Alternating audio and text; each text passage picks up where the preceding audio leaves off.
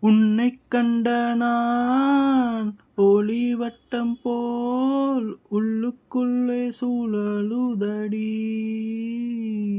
உன்னிடத்தில் நான் பேசியதெல்லாம் உயிருக்குள் ஒலிக்குதடி.